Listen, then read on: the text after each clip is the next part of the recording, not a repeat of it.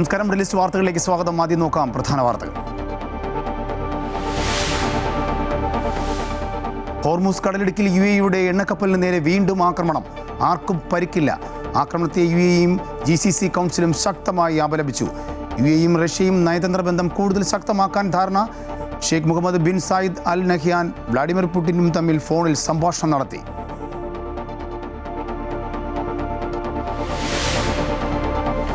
ഒമാനിൽ പ്രവാസികൾ ഉൾപ്പെടെയുള്ള ജീവനക്കാരുടെ സർവീസ് ആനുകൂല്യം നൽകുന്നതിലെ നിയമങ്ങൾ തൊഴിലുടമകൾ കർശനമായി പാലിക്കണമെന്ന നിർദ്ദേശം. വ്യവസ്ഥകൾ അനുസരിച്ച് ആനുകൂല്യങ്ങൾ വിതരണം ചെയ്യാൻ കമ്പനികൾ ബാധ്യസ്ഥരാണെന്ന് തൊഴിൽ മന്ത്രാലയം.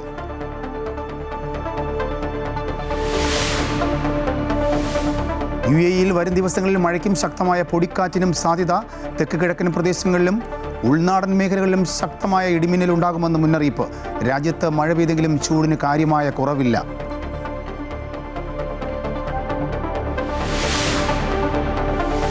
വിദ്യാർത്ഥികളുമായി സംവദിക്കുന്ന രാഹുൽ ഗാന്ധിയുടെ ഛാത്രോം കി ഗൂഞ്ച് പരിപാടിക്കെതിരെ വിമർശനവുമായി മുതിർന്ന കോൺഗ്രസ് നേതാവ് ശശി തരൂർ.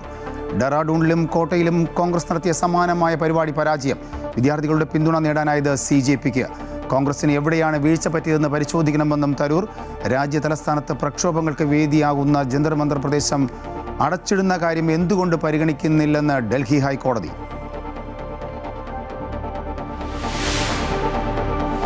സംസ്ഥാനത്ത് 5 ദിവസം മഴ തുടരും. 7 ജില്ലകളിൽ ഓറഞ്ച് അലർട്ട്. ഇടുക്കി അടിമാലിയിൽ ശക്തമായ മഴ. ദേശീയപാതയിൽ മണ്ണിടിഞ്ഞു വീണു. വിഴിഞ്ഞത്തും മുതലപ്പുഴയിലും നീണ്ടകരയിലും കാണാതായവർക്കായുള്ള തിരച്ചിൽ ഫലം കണ്ടില്ല. തിരച്ചിൽ അലംഭാവമെന്ന ആക്ഷേപം. മകനെ കണ്ടെത്തിയില്ല എങ്കിൽ നിരാഹാരം തുടങ്ങുമെന്ന് നീണ്ടകരയിൽ നിന്നും കാണാതായ ഗൗതം കൃഷ്ണയുടെ അമ്മ.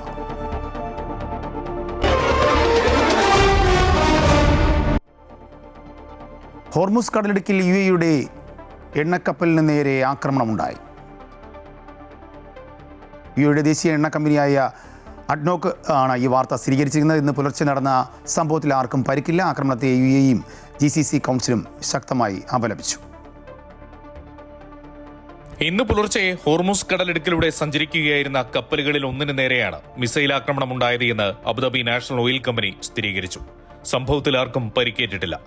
നിലവിൽ സ്ഥിതിഗതികൾ പൂർണ്ണ നിയന്ത്രണത്തിലാണെന്നും കമ്പനി അറിയിച്ചു. അങ്ങേയറ്റം വെല്ലുവിളി നിറഞ്ഞ അന്തരീക്ഷത്തിലും ഉപഭോക്താക്കളുടെ ആവശ്യങ്ങൾ നിറവേറ്റാൻ ശ്രമിക്കുന്ന തങ്ങളുടെ ജീവനക്കാർക്കും ആസ്തികൾക്കും നേരെ പ്രകോപനമില്ലാതെ നടക്കുന്ന ആക്രമണങ്ങൾ സാരമായി ബാധിക്കുന്നുണ്ട് എന്ന് കമ്പനി കഴിഞ്ഞ ദിവസം വ്യക്തമാക്കിയിരുന്നു. അതിനിടെ ആക്രമണത്തെ UAE വിദേശകാര്യ മന്ത്രാലയവും GCC കൗൺസിലും ശക്തമായി അപലപിച്ചു. ആക്രമണം ഐക്യരാഷ്ട്രസഭ സുരക്ഷാ കൗൺസിൽ പ്രമേയത്തിന്റെ നഗ്നമായ ലംഘനമാണ്. വാണിജ്യ കപ്പലുകളെ ലക്ഷ്യമിടുന്നതും ഹോർമൂസ് കടലിടുക്കിനെ സമ്മർദ്ദ തന്ത്രങ്ങൾക്കോ സാമ്പത്തിക ബ്ലാക്ക് മെയിലിങ്ങിനോ ഉള്ള ആയുധമാക്കുന്നതും ഇറാനിയൻ റവല്യൂഷണറി ഗാർഡിന്റെ കടൽ കൊള്ളയാണ് എന്നും UAE വിമർശിച്ചു.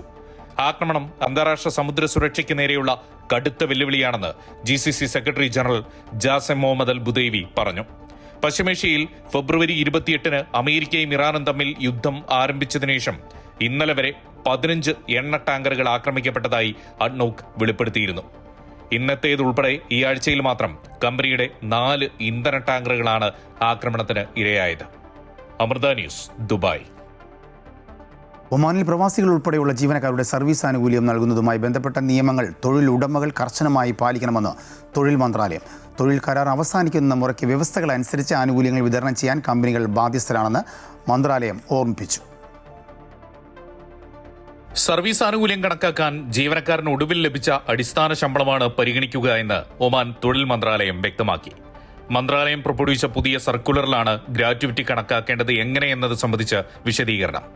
വിവിധ കാലയളവുകളിൽ ഒമാനിൽ ജോലിയിൽ പ്രവേശിച്ച ജീവനക്കാരുടെ ഗ്രാറ്റുവിറ്റി കണക്കാക്കാൻ 2 രീതികളുണ്ട്. പഴയ തൊഴിൽ നിയമം നിലവിലിരുന്ന സമയത്ത് ഒപ്പിട്ട തൊഴിൽ കരാറുകൾ പ്രകാരം സർവീസിലെ ആദ്യ 3 വർഷത്തേക്ക് ഓരോ വർഷത്തിനും 15 ദിവസത്തെ ശമ്പള നിരക്കിലും അതിനുശേഷമുള്ള തുടർന്നുള്ള ഓരോ വർഷത്തെ സർവീസിനും 1 മാസത്തെ ശമ്പള നിരക്കിലുമാണ് ഗ്രാറ്റുവിറ്റി കണക്കാക്കേണ്ടത്. എന്നാൽ പുതിയ തൊഴിൽ നിയമത്തിന് കീഴിൽ ഒപ്പിട്ട തൊഴിൽ കരാറുകൾക്ക് ജീവനക്കാരൻ ജോലി പൂർത്തിയാക്കിയ ഓരോ വർഷത്തിനും കുറഞ്ഞത് 1 മാസത്തെ അടിസ്ഥാന ശമ്പളമെങ്കിലും ഗ്രാറ്റുവിറ്റിയായി നൽകണം. ജീവനക്കാരന് ഏറ്റവും ഒടുവിൽ ലഭിച്ച അടിസ്ഥാന ശമ്പളത്തെ മാനദണ്ഡമാക്കിയാകണം ആനുകൂല്യങ്ങൾ കണക്കാക്കേണ്ടത് എന്നും തൊഴിൽ മന്ത്രാലയം വ്യക്തമാക്കുന്നു. Amrita news, Oman. കുവൈറ്റിൽ 344 പേരുടെ കുവൈറ്റി പൗരത്വം കൂടി റദ്ദാക്കപ്പെട്ടു. പൗരത്വ പരിശോധന നടപടികളുടെ ഭാഗമായി നടത്തിയ അന്വേഷണത്തിലാണ് വ്യാജ കുടുംബ ബന്ധം വഴി പൗരത്വം നേടിയ കേസ് കൂടി പിടികൂടിയത്. പ്രധാന പൗരത്വ ഫയലിൽ ആകെ ഉണ്ടായിരുന്ന 10 മക്കളിൽ 8 പേർ 4 ഭാര്യമാരുള്ളവരും 2 പേർ അമ്മയുടെ പേര് രേഖപ്പെടുത്താതെ രജിസ്റ്റർ ചെയ്യപ്പെട്ടവരുമായിരുന്നു. ഇതിൽ 6 പേർ യഥാർത്ഥ മക്കളാണെന്ന് മുൻപ് തെളിഞ്ഞിരുന്നു. എന്നാൽ അമ്മയുടെ പേര് രേഖപ്പെടുത്താത്ത 2 പേരിൽ ഒരാൾ യഥാർത്ഥ മകനല്ലെന്ന് കണ്ടെത്തിയതിനെ തുടർന്ന് മുൻപ് ഇയാളുടെ വഴിയിലൂടെ പൗരത്വം നേടിയ 232 പേരുടെ പൗരത്വവും ആനുകൂല്യങ്ങളും റദ്ദാക്കിയിരുന്നു. അമ്മയുടെ പേരില്ലാതെ രജിസ്റ്റർ ചെയ്ത രണ്ടാമത്തെ വ്യക്തിയെ കേന്ദ്രീകരിച്ചായിരുന്നു പൗരത്വ അന്വേഷണ വിഭാഗം പുതിയ അന്വേഷണം നടത്തിയത്. അന്വേഷണത്തിനിടയിൽ ഇയാളുടെ GCC തിരിച്ചറിയൽ രേഖകൾ അധികൃതർക്ക് ലഭിച്ചു. കുവൈത്ത് പൗരത്വ ഫയലിൽ ഉള്ള ഇയാളുടെ മക്കളുടെ പേരുകളും GCC രേഖകളിലെ വിവരങ്ങളും പൂർണ്ണമായും ഒത്തുപോകുന്നതായി കണ്ടെത്തി. കൂടാതെ ഇയാളുടെ ഒരു മകൻ 2009 തന്റെ GCC പൗരത്വം ഉപേക്ഷിക്കാൻ അപേക്ഷ നൽകിയിരുന്നതായും വ്യക്തമായി. സംശയനിഴലിലായ വ്യക്തി മരണപ്പെട്ടതിനാൽ ഇയാളുമായി നേരിട്ട് DNA പരിശോധന നടത്താൻ സാധിച്ചില്ല.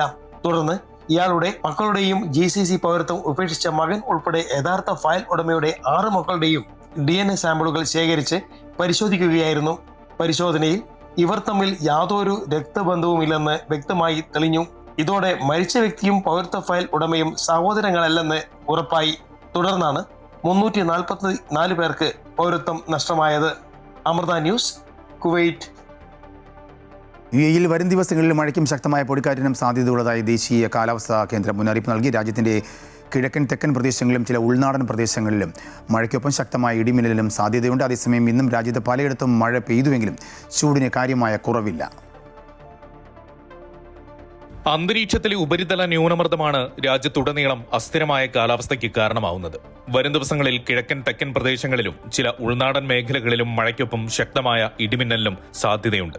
അതിനിടെ ഇന്നും ഷാർജയുടെ വിവിധ പ്രദേശങ്ങൾ ഉൾപ്പെടെ നിരവധിയിടങ്ങളിൽ മഴ പെയ്തു. പക്ഷേ ചൂടിന് എന്നിട്ടും കാര്യമായ കുറവില്ല. കാലാവസ്ഥാ വ്യതിയാനങ്ങൾക്കൊപ്പം രാജ്യത്ത് ചൂടും ഉഷ്ണതരംഗവും വർദ്ധിക്കുമെന്നും കാലാവസ്ഥാ നിരീക്ഷണ കേന്ദ്രത്തിന്റെ മുന്നറിയിപ്പിൽ പറയുന്നുണ്ട്. ഉൾനാടൻ പ്രദേശങ്ങളിൽ പരമാവധി താപനില 49 ഡിഗ്രി സെൽഷ്യസ് വരെ ഉയർന്നേക്കും. അബുദാബിയിലെ ലിവയിൽ 48 ഡിഗ്രിയും അബുദാബി, അലൈൻ, റാസൽ ഖൈമ എന്നിവിടങ്ങളിൽ 46 ഡിഗ്രിയും ദുബായ്, ഷാർജ എന്നിവിടങ്ങളിൽ 45 ഡിഗ്രിയും താപനില രേഖപ്പെടുത്താൻ സാധ്യതയുണ്ട്.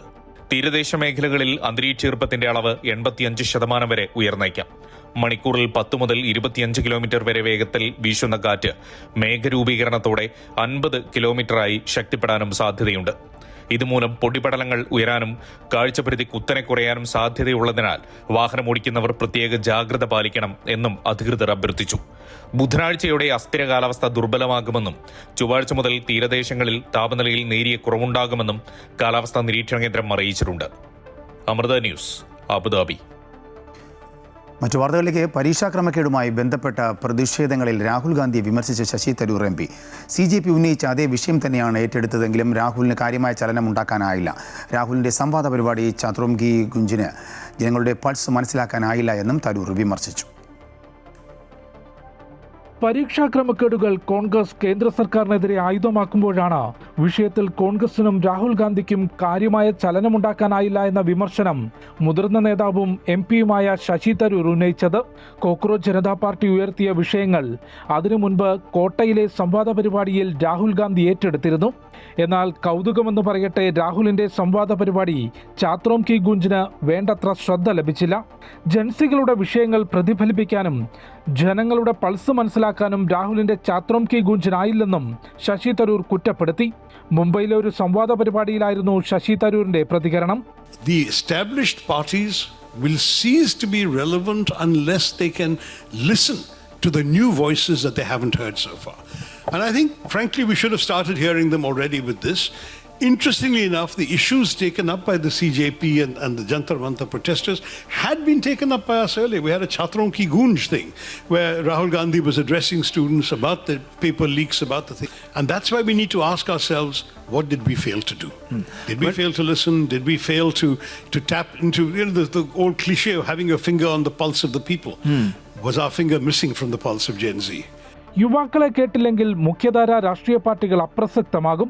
കോൺഗ്രസ് ഇക്കാര്യത്തിൽ പുനർചിന്തനം നടത്തണമെന്നും ശശി തരൂർ പറഞ്ഞു. BJPക്ക് പുതിയ തലമുറയെ കേൾക്കുന്നതിൽ പോരായ്മ വന്നുവെന്ന് മനസ്സിലാക്കി പ്രധാനമന്ത്രി ഉൾപ്പെടെയുള്ളവർ പുതിയ നീക്കങ്ങൾ നടത്തുന്നുണ്ടെന്നും ശശി തരൂർ ചൂണ്ടിക്കാട്ടി. അമൃത ന്യൂസ്, ന്യൂഡൽഹി. രാജ്യതലസ്ഥാനത്ത് പ്രക്ഷോഭങ്ങൾ വേദിയാകുന്ന ജന്തർ മന്ദർ പ്രദേശം അടച്ചിടുന്ന കാര്യം എന്തുകൊണ്ട് പരിഗണിക്കുന്നില്ല എന്ന് ഡൽഹി ഹൈക്കോടതി. പ്രതിഷേധത്തിന് അനുമതി തേടിയുള്ള ഹർജി പരിഗണിക്കവെയായിരുന്നു കോടതിയുടെ പരാമർശം. സമരങ്ങൾ ജനങ്ങളുടെ സാധാരണ ജീവിതം തടസ്സപ്പെടുത്തിക്കൊണ്ട് ആകരുതെന്നും കോടതി നിരീക്ഷിച്ചു. ഡൽഹിയിൽ പ്രതിഷേധങ്ങൾ നടക്കാറുള്ള ജന്തർ മന്ദിർ പ്രദേശം പൂർണ്ണമായും അടച്ചിടുന്ന കാര്യം എന്തുകൊണ്ട് പരിഗണിക്കുന്നില്ല എന്ന് ഡൽഹി ഹൈക്കോടതി പോലീസിനോട് ചോദിച്ചു. നഗരമധ്യത്തിലെ ഇത്തരം പ്രതിഷേധങ്ങൾ കാരണം നഗരത്തെ അനാവശ്യമായി ബന്ദിയാക്കുന്ന സാഹചര്യമുണ്ടാകാൻ പാടില്ല. സാധാരണ ജനജീവിതം തടസ്സപ്പെടുത്തുന്ന രീതിയിൽ സമരകേന്ദ്രങ്ങൾ വേണമോ എന്ന് സർക്കാരാണ് തീരുമാനിക്കേണ്ടതെന്നും ജസ്റ്റിസ് അമിത് മഹാജൻ വാക്കാൽ പരാമർശിച്ചു. All India Dalit Christian rights protection committee Jantar മന്ദിറിൽ പ്രതിഷേധ പ്രകടനത്തിന് അനുമതി തേടി സമർപ്പിച്ച ഹർജി പരിഗണിക്കവെയായിരുന്നു ജസ്റ്റിസ് അമിത് മഹാജന്റെ പരാമർശങ്ങൾ. വിഷയം നിലവിൽ സുപ്രീം കോടതിയുടെ പരിഗണനയിലുണ്ടെന്നും ഇക്കാര്യം സർക്കാർ പരിശോധിക്കാമെന്നും സോളിസിറ്റർ ജനറൽ കോടതിയെ അറിയിച്ചു.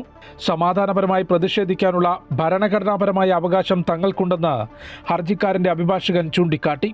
അത് ശരിയാണെങ്കിലും സമരത്തിന്റെ പേരിൽ നഗരത്തിലെ ജനങ്ങളുടെ സാധാരണ ജീവിതം തടസ്സപ്പെടുത്തരുതെന്നും കോടതി വ്യക്തമാക്കി.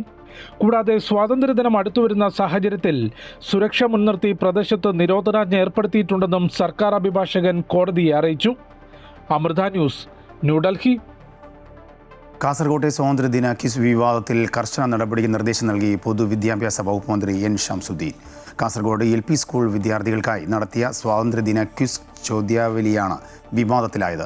കാസർഗോഡ്, കുമ്പളം, മഞ്ചേശ്വരം ഉപജില്ലകളിലെ സ്കൂളുകളിൽ നടത്തിയ ക്വിസിൽ വിവാദമുണ്ടായ സാഹചര്യത്തിൽ അന്വേഷണം നടത്തി കുറ്റക്കാർക്കെതിരെ കർശന നടപടി സ്വീകരിക്കുവാൻ പൊതുവിദ്യാഭ്യാസ മന്ത്രി എൻ ഷംസുദ്ദീൻ പൊതുവിദ്യാഭ്യാസ ഡയറക്ടർക്കാണ് നിർദ്ദേശം നൽകിയത്. അന്വേഷണ ഉദ്യോഗസ്ഥരെ സോഷ്യൽ മീഡിയയിലൂടെ ഭീഷണിപ്പെടുത്തിയ കേസിലെ പ്രതി അർജുൻ നായങ്കിക്കായി പോലീസ് തെരച്ചിൽ തുടരുന്നു. ഒളിവിലിരുന്നു കൊണ്ട് സോഷ്യൽ മീഡിയയിലൂടെ പോലീസിനെ വെല്ലുവിളിക്കുകയാണ് അർജുൻ നായങ്കി. മുഖ്യമന്ത്രിക്കെതിരെ പോസ്റ്റ് ഇട്ടതിന് എറണാകുളം റൂറൽ പോലീസ് അർജുൻ നായങ്കിക്കെതിരെ കേസെടുത്തു. തൃശൂർ, പാലക്കാട്, മലപ്പുറം ജില്ലകൾ കേന്ദ്രീകരിച്ചാണ് അന്വേഷണം പുരോഗമിക്കുന്നത്. പന്നിയങ്കര ടോൾ പ്ലാസ വഴി ആയങ്കി സഞ്ചരിച്ച കാറിന്റെ ദൃശ്യങ്ങൾ പോലീസിന് ലഭിച്ചിട്ടുണ്ട്. ഇതിന്റെ അടിസ്ഥാനത്തിൽ ആയങ്കിയുടെ സഹോദരൻ അഖിലടക്കം തൃശൂരിലെയും എടപ്പാളിലെയും സുഹൃത്തുക്കളെയും കൂട്ടാളികളെയും പോലീസ് കസ്റ്റഡിയിലെടുത്ത് ചോദ്യം ചെയ്തു. വട്ടക്കുളം സ്വദേശികളായ അഴകത്ത് വളപ്പിൽ ഫൈസൽ, അധികാരത്ത് വളപ്പിൽ അബൂബക്കർ സിദ്ദിഖ്, മുണ്ടേക്കാട്ടിൽ നൌഫൽ, പാലക്ക വളപ്പിൽ അഷ്കർ എന്നിവരാണ് അറസ്റ്റിലായത്. ഒളിവിലിരിക്കുമ്പോഴും മുട്ടിന് താഴെ വെടിവെച്ചാലും മുട്ടുകുത്തില്ല എന്ന് തുടങ്ങിയ വെല്ലുവിളികളാണ് ഇയാൾ സോഷ്യൽ മീഡിയയിൽ ഉയർത്തുന്നത്. കേസ് നടത്തിപ്പിലെ സാമ്പത്തിക ആവശ്യങ്ങൾക്കായി QR കോഡ് പങ്കുവെച്ചുള്ള ഇയാളുടെ സ്റ്റോറിയും ചർച്ചയായിട്ടുണ്ട്. ഒളിവിലുള്ള ആയങ്കി നേരിട്ടാണോ അതോ മറ്റാരെങ്കിലും വഴിയാണോ പോസ്റ്റുകൾ ഇടുന്നതെന്നും പോലീസ് നിരീക്ഷിച്ചു വരികയാണ്. അമൃത ന്യൂസ്, തൃശൂർ. ഇന്ത്യ ഉൾപ്പെടെയുള്ള രാജ്യങ്ങൾക്ക് 100% തീരുവ ചുമത്തുവാനുള്ള തീരുമാനത്തിന് അമേരിക്കൻ സെനറ്റ് അംഗീകാരം നൽകി. റഷ്യയിൽ നിന്നും ക്രൂഡ് ഓയിൽ ഇറക്കുമതി ചെയ്യുന്നത് തുടരുന്ന ഇന്ത്യ ഉൾപ്പെടെയുള്ള 5 രാജ്യങ്ങൾക്കാണ് അധിക തീരുവ ചുമത്തിയത്.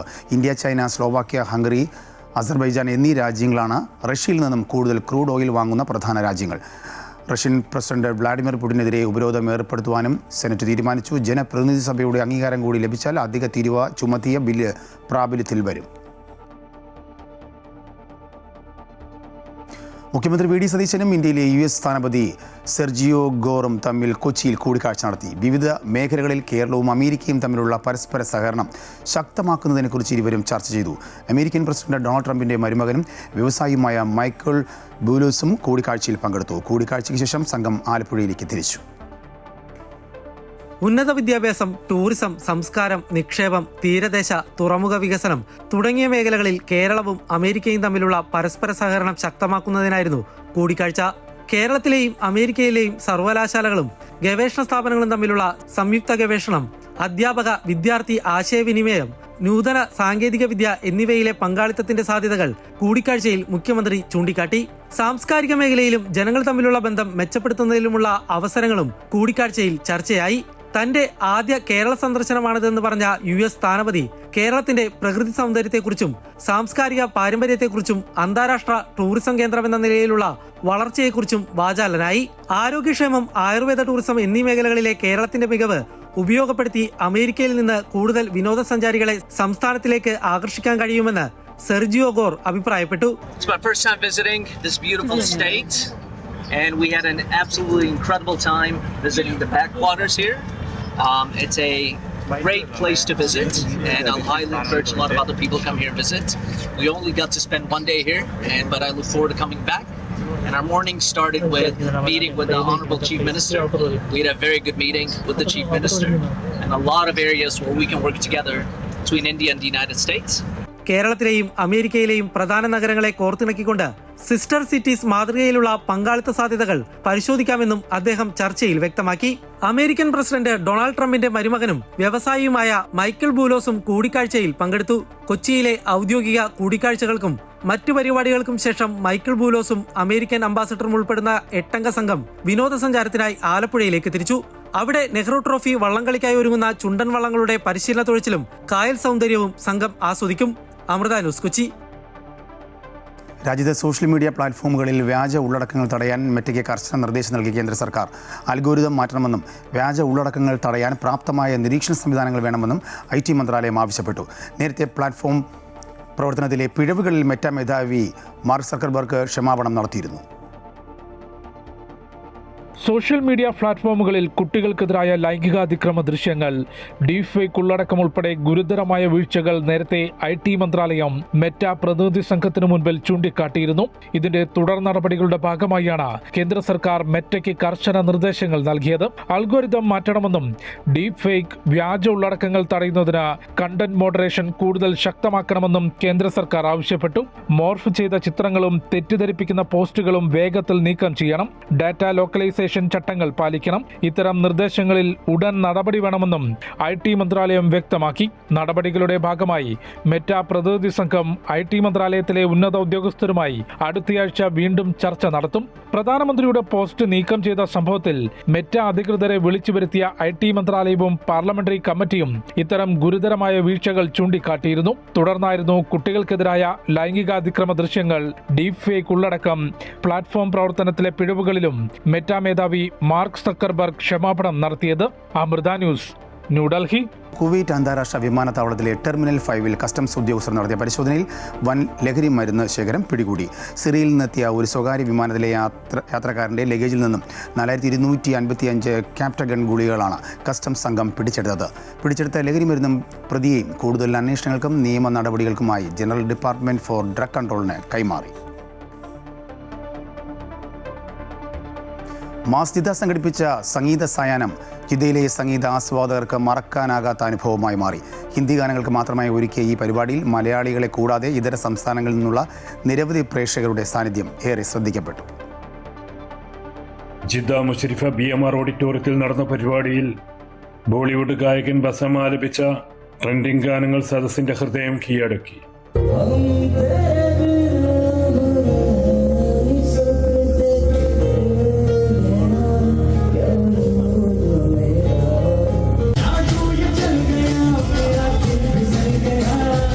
പരിപാടിയിൽ സംഘാടകരായ നൂഹ് ഭീമാപ്പള്ളി, ഹസൻ കൊണ്ടോട്ടി എന്നിവരും സോഫിയ സുനിൽ, റൈസ അമീർ, അദിനാൻ തുടങ്ങിയവരും ഗാനങ്ങൾ ആലപിച്ചു.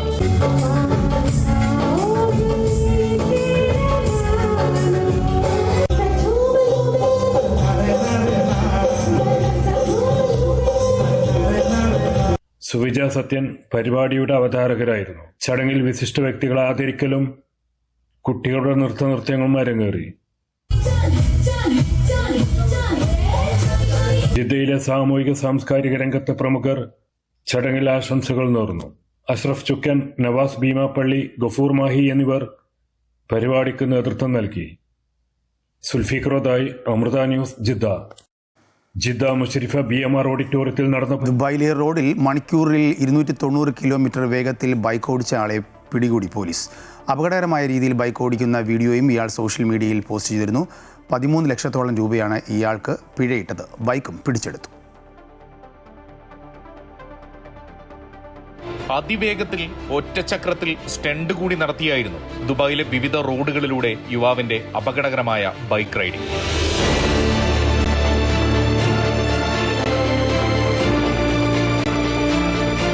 യുവാവിനെ കൂടാതെ മറ്റൊരാളും ഈ അപകടയാത്രയുടെ വീഡിയോ പകർത്തിയിരുന്നു. സോഷ്യൽ മീഡിയയിൽ പ്രചരിച്ച വീഡിയോ കണ്ട് സ്പെഷ്യലിസ്റ്റ് ട്രാഫിക് പെട്രോൾ സംഘമാണ് ബൈക്കുകാരനെ പിടികൂടുകയും ബൈക്ക് കസ്റ്റഡിയിലെടുക്കുകയും ചെയ്തത്. ഇയാളെ നിയമ നടപടികൾക്കായി കൈമാറിയെന്ന് ട്രാഫിക് ജനറൽ വിഭാഗം ആക്ടിംഗ് ഡയറക്ടർ ബ്രിഗേഡിയർ ജുമാ സാലം ബിൻ സുവൈദാൻ അറിയിച്ചു. പിടിച്ചെടുത്ത മോട്ടോർ ബൈക്ക് തിരിച്ചു ലഭിക്കണമെങ്കിൽ 50,000 ദിർഹം ഫീസ് അടയ്ക്കണം. കൂടാതെ മറ്റു നിയമ നടപടികളും നേരിടേണ്ടി വരും. അമിത വേഗത്തിൽ വാഹനമോടിച്ച് സ്വന്തം ജീവനും മറ്റുള്ളവരുടെ ജീവനും ഭീഷണി ഉണ്ടാക്കുന്നതിൽ നിന്ന് എല്ലാവരും പിന്തിരിയണമെന്ന് ബ്രിഗേഡിയർ ബിൻ സുവൈദാൻ നിർദ്ദേശിച്ചു. Amrita News, Dubai. UAE president Sheikh Mohammed bin Zayed Al നഹ്യാനും റഷ്യൻ പ്രസിഡന്റ് വ്ളാഡിമിർ പുടിനും തമ്മിൽ ഫോൺ സംഭാഷണം നടത്തി. ഇരു രാജ്യങ്ങളും തമ്മിലുള്ള തന്ത്രപരമായ നയതന്ത്ര ബന്ധം കൂടുതൽ ശക്തമാക്കാനും വിവിധ മേഖലകളിൽ ഉഭയകക്ഷി സഹകരണം വിപുലീകരിക്കാനുമായിരുന്നു ഇരു നേതാക്കളുടെയും സംഭാഷണം. വ്യാപാരം, സാമ്പത്തികം, ഊർജ്ജം, നിക്ഷേപം തുടങ്ങി ഇരു രാജ്യങ്ങൾക്കും പരസ്പര താൽപ്പര്യമുള്ള വിവിധ മേഖലകളിൽ തന്ത്രപ്രധാനമായ പങ്കാളിത്തം വർദ്ധിപ്പിക്കുന്നതിനുള്ള സംയുക്ത പ്രതിബദ്ധത നേതാക്കൾ ചർച്ചയിൽ ആവർത്തിച്ചു. ആഗോളതലത്തിൽ വളർന്നുവരുന്ന സാമ്പത്തിക വെല്ലുവിളികൾ നേരിടുന്നതിനും നയതന്ത്ര സഹകരണം മെച്ചപ്പെടുത്തുന്നതിനും ഇത്തരം ചർച്ചകൾ അത്യാവശ്യമാണെന്നും ഇരു രാജ്യങ്ങളും വ്യക്തമാക്കി. തീർത്ഥാടകർക്കായി കൂടുതൽ സൗകര്യപ്രദവും സുരക്ഷിതവുമായ കുടകൾ രൂപകൽപ്പന ചെയ്യുന്നതിനായി സൗദി ഹജ്ജ് ഉംറ മന്ത്രാലയം ഇന്നൊവേഷൻ ചലഞ്ച് സംഘടിപ്പിക്കുന്നു. ഡിസൈനർമാർ, ശാസ്ത്രജ്ഞർ, ഗവേഷണ സ്ഥാപനങ്ങൾ എന്നിവർക്ക് ഇതിൽ പങ്കാളികളാകാം. കഠിനമായ ചൂടിൽ നിന്നും അൾട്രാവയലറ്റ് രശ്മികളിൽ നിന്നും സംരക്ഷണം നൽകുന്നതും തിരക്കിനെ പ്രതിരോധിക്കാൻ ശേഷിയുള്ളതുമായ ഭാരം കുറഞ്ഞ കുടകളുടെ മാതൃകകളാണ് മന്ത്രാലയം ക്ഷണിച്ചിരിക്കുന്നത്. അകക്കണ്ണിൻ്റെ വെളിച്ചത്തിൽ പ്രേക്ഷകർക്ക് ലോകവിവരങ്ങൾ പകർന്നു നൽകുന്ന ഫാത്തിമ അൽ സൽമാൻ എന്ന വാർത്താ അവതാരക ഇപ്പോൾ കുവൈറ്റിലെ സമൂഹ മാധ്യമങ്ങളിലെ പ്രധാന താരമാണ്. കുവൈറ്റിൻ്റെ ഔദ്യോഗിക വാർത്താ ഏജൻസിയായ കുനയുടെ വാർത്താ അവതാരകയായി ആദ്യമായി ക്യാമറയ്ക്ക് മുമ്പിൽ നിൽക്കുമ്പോൾ സഹപ്രവർത്തകർ നൽകിയ അകമഴിഞ്ഞ പ്രോത്സാഹനവും പിന്തുണയുമാണ് തൻ്റെ കണ്ണ് നനയിച്ചതെന്ന് ഫാത്തിമ പറഞ്ഞു. കാഴ്ച പരിമിതർ ഉപയോഗിക്കുന്ന ബ്രെയിൽ ലിപിയുടെ സഹായത്തോടെയാണ് ഇവർ വാർത്തകൾ പ്രേക്ഷകരിലേക്ക് എത്തിക്കുന്നത്. സഖാവ് കുഞ്ഞാലി രക്തസാക്ഷി ദിനാചരണം ജിദ്ദ നവോദയ ഷർഫിയ കമ്മിറ്റിയുടെ നേതൃത്വത്തിൽ നവോദയ ഓഫീസിൽ വെച്ച് സംഘടിപ്പിച്ചു. ഹക്കീം പാണ്ടിക്കാട് സ്വാഗതം ആശംസിച്ച ചടങ്ങിൽ സലാം മമ്പാട് അധ്യക്ഷത വഹിച്ചു. നവോദയ പ്രസിഡന്റ് കിസ്മത്ത് മമ്പാട് ദിനാചരണ പരിപാടി ഉദ്ഘാടനം ചെയ്തു. ശബരിമല നെയ്ക്രമക്കേടിൽ ദേവസ്വം ബോർഡിലെ കൂടുതൽ ഉദ്യോഗസ്ഥർ പ്രതികളായേക്കും. ഇടപാടിൽ ഉദ്യോഗസ്ഥരുടെ പങ്കിനെക്കുറിച്ചുള്ള വിവരങ്ങൾ വിജിലൻസിന് ലഭിച്ചു. ദേവസ്വം വിജിലൻസ് വിഷയത്തിൽ തുടരന്വേഷണത്തിന് തീരുമാനം എടുത്തതും ഇതിൻ്റെ അടിസ്ഥാനത്തിലാണ്. ദേവസ്വം ബോർഡ് മുൻ പ്രസിഡന്റ് PS പ്രശാന്തിനെയും ബോർഡ് അംഗമായിരുന്ന അജികുമാറിനെയും ഉടനെ ചോദ്യം ചെയ്തേക്കും.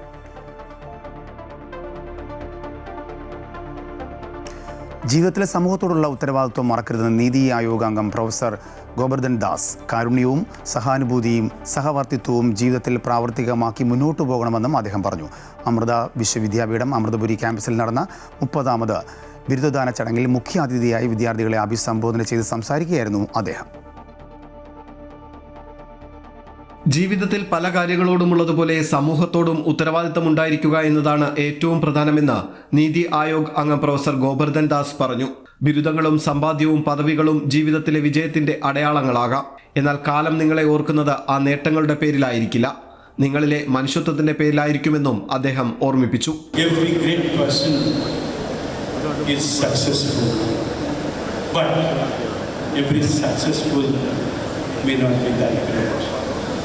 Yes, you got your degree, you can get a job, you are successful, you want money, you are making millions, you are successful. But that doesn't mean you are great. When you add humanity, your mind in there, and that is called the great person. And not only you are successful, and also you are great. Only difference is human quality. Kerala state industrial development corporation chairman Balagopal Chandrasekhar ചടങ്ങിൽ വിശിഷ്ടാതിഥിയായി. Amrita Vishwa Vidyapeetham trustee Swami Purnamritanandapuri അനുഗ്രഹ പ്രഭാഷണം നടത്തി. Intuitive knowledge is so important. One wrong decision is enough to destroy all your achievements in life. One wrong decision is enough to destroy all your happiness in life. For that, you need intuitive knowledge. For that, you need a certain amount of purity which modern education cannot give you. That is special about Amrita University. Amrita University produces that kind of professionals with scholarship and also without losing their innocence, they serve the whole world. സർവകലാശാല chancellor Mata Amritanandamayi ദേവി video സന്ദേശത്തിലൂടെ വിദ്യാർത്ഥികൾക്ക് ആശംസകൾ നേർന്നു.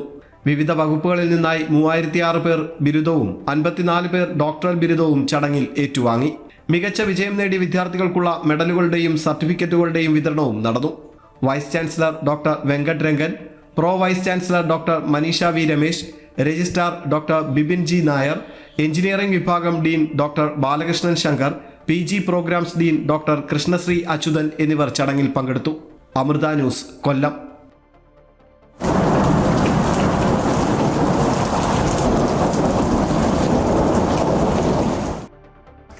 തെക്ക് പടിഞ്ഞാറൻ ബംഗാൾ ഉൾക്കടലിനും വടക്കൻ ഒഡീഷയ്ക്കും മുകളിലായി ന്യൂനമർദ്ദം രൂപപ്പെട്ടതിനാൽ സംസ്ഥാനത്ത് 12-ാം തീയതി വരെ നേരിയതോ മിതമോ ആയ രീതിയിൽ മഴയ്ക്ക് സാധ്യതയുള്ളതായി കാലാവസ്ഥാ വകുപ്പ് അറിയിച്ചു. ഇന്നും നാളെയും ചിലയിടങ്ങളിൽ ശക്തമായ മഴയ്ക്കും കേരള ലക്ഷദ്വീപ് തീരങ്ങളിൽ മണിക്കൂറിൽ 40 മുതൽ 60 കിലോമീറ്റർ വരെ വേഗതയിൽ ശക്തമായ കാറ്റിനും സാധ്യതയുണ്ടെന്ന് മുന്നറിയിപ്പുണ്ട്. ഇതിൻ്റെ പശ്ചാത്തലത്തിൽ സംസ്ഥാനത്തെ വിവിധ ജില്ലകളിലെ കാലാവസ്ഥാ വകുപ്പ് അറിയിച്ച പ്രകാരം ഓറഞ്ച്, മഞ്ഞ അലർട്ടുകൾ പ്രഖ്യാപിച്ചിട്ടുണ്ട്. പത്തനംതിട്ട, ആലപ്പുഴ, കോട്ടയം, കോഴിക്കോട്, വയനാട്, കണ്ണൂർ, കാസർഗോഡ് എന്നീ 7 ജില്ലകളാണ് ഇന്ന് ഓറഞ്ച് അലർട്ട് പ്രഖ്യാപിച്ചിരിക്കുന്നത്. മറ്റ് ജില്ലകളിൽ യെല്ലോ അലർട്ട് ആണ് പ്രഖ്യാപിച്ചിരിക്കുന്നത്. നാളെ കോഴിക്കോട്, വയനാട്, കണ്ണൂർ, കാസർഗോഡ് ജില്ലകളിൽ യെല്ലോ അലർട്ട് പ്രഖ്യാപിച്ചിട്ടുണ്ട്.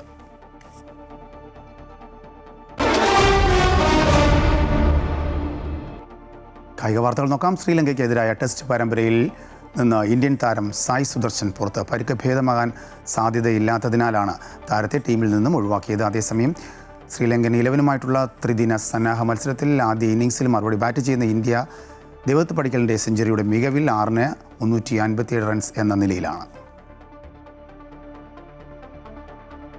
ഇതോടുകൂടി വാർത്താ ബുള്ളറ്റിൻ പൂർണ്ണമാകുന്നു. കൂടുതൽ വാർത്തയ്ക്കായി അമൃത ന്യൂസ് യൂട്യൂബ് കാണുക.